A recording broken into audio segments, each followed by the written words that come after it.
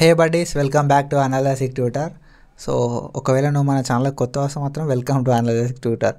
So మనమైతే మన channel లోపల medical education and medical notifications గురించి డిస్కస్ చేస్తాం. అండ్ ఎప్పుడైతే ఈ నోటిఫికేషన్స్ అయిపోతే మెడికల్ ఎడ్యుకేషన్ సైడ్ మెల్లమెల్లగా వద్దాం, ఓకేనా. సో ఒకవేళ నువ్వు మన ఛానల్ కొత్త వస్తే మాత్రం పక్కా సబ్స్క్రైబ్ చేసుకో. And we will provide a lots of information with clarity and transparently, ఓకేనా. సో ఏంది అంటే ఈరోజు వీడియోలో మనం మెయిన్గా డిస్కస్ చేసేది, అందరూ కూడా ఎవరైతే బీఎస్సీ అలైడ్ హెల్త్ సైన్సెస్ కానీ, బీపీటీ కానీ, లేకపోతే బీఎస్సీ ఎంఎల్టీ కానీ సో అప్లై చేసుకున్నారో వాళ్ళందరూ కూడా ఒకటే డౌట్ ఏంటంటే కామన్గా నెక్స్ట్ ప్రాసెస్ ఏంది అని చెప్పి. అండ్ ఇంకొకటి ఏంటంటే సో అది ఫర్దర్గా డిస్కస్ చేద్దాం.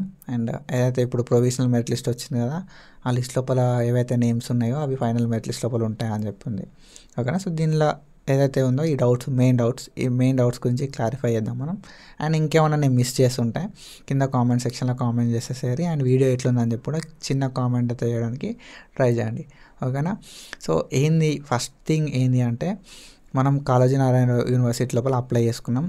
వీ నో దట్ అప్లై చేసుకున్న తర్వాత మనకి సో పీడబ్ల్యూడీ లిస్ట్ ఒకటి వచ్చింది, ఓకేనా. సో పీడబ్ల్యూడీ లిస్ట్ అంటే ఫిజికల్లీ సో హ్యాండిక్యాప్డ్ ఉంటారు కదా వాళ్ళు, సో వాళ్ళ ఒక లిస్ట్ వచ్చింది. వాళ్ళు ఒక 30 మంది ఉన్నారు, ఓకేనా. సో వాళ్ళందరినీ కూడా అటెండ్ కావాలి అసెస్మెంట్కి అని చెప్పి వాళ్ళకైతే లిస్ట్ని రిలీజ్ చేశారు, ఓకేనా. సో దాని తర్వాత మనకి ఇంకొక లిస్ట్ వచ్చింది, ప్రొవిజనల్ మెరిట్ లిస్ట్ అని చెప్పి. అండ్ తర్వాత నాట్ ఎలిజిబుల్ లిస్ట్ అని చెప్పి ఒక లిస్ట్ వచ్చింది.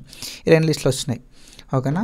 సో ఈ 2 లిస్టులలో మనకి సో నాట్ ఎలిజిబుల్ లిస్ట్ లోపల ఉన్న వాళ్ళు ఏం చేయాలి, అండ్ ఎలిజిబుల్ లిస్ట్ లోపల ఏదైతే ప్రొవిజనల్ మెరిట్ లిస్ట్ లోపల నేమ్ ఉంది ఆ లిస్ట్ లోపల ఉన్న వాళ్ళు ఏం చేయాలి, ఈ పీడబ్ల్యూ లిస్ట్ లోపల ఉన్న వాళ్ళు ఏం చేయాలని చెప్పి మనం ఆల్రెడీ డీటెయిల్గా డిస్కస్ చేసినాం.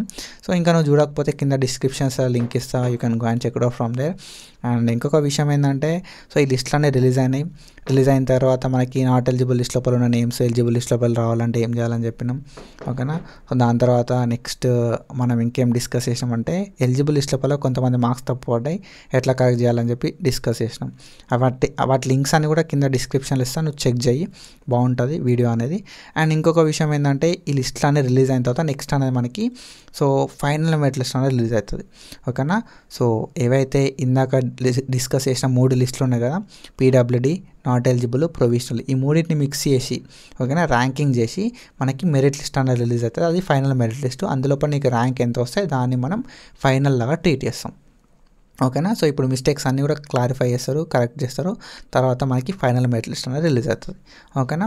సో ఈ ఫైనల్ మెరిట్ లిస్ట్ అనేది రిలీజ్ అయిన తర్వాత మనకైతే వెబ్ ఆప్షన్స్ అయితే స్టార్ట్ అవుతాయి, ఓకేనా.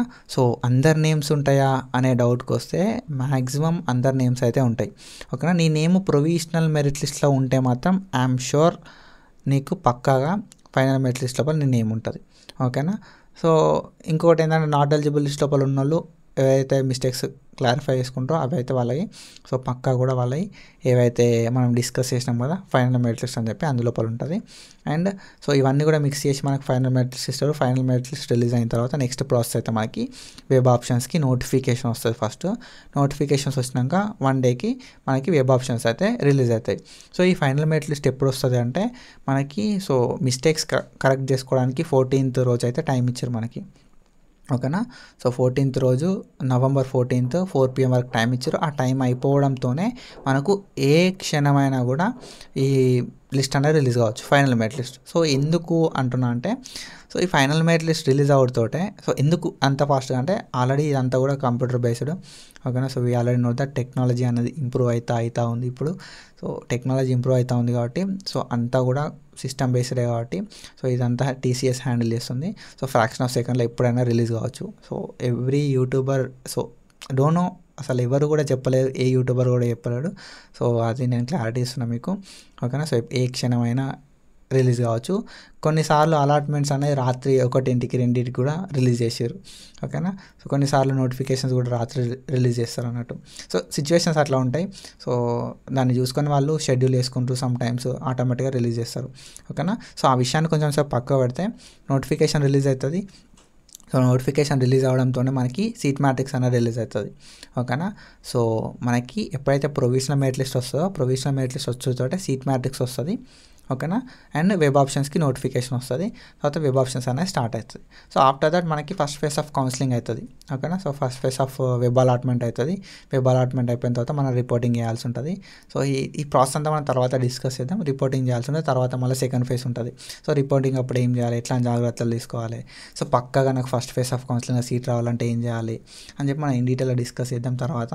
సో ఈ రోజుకైతే చాలు, ఓకేనా. So that's it for today. Follow for more content. Thank you so much. Signing off.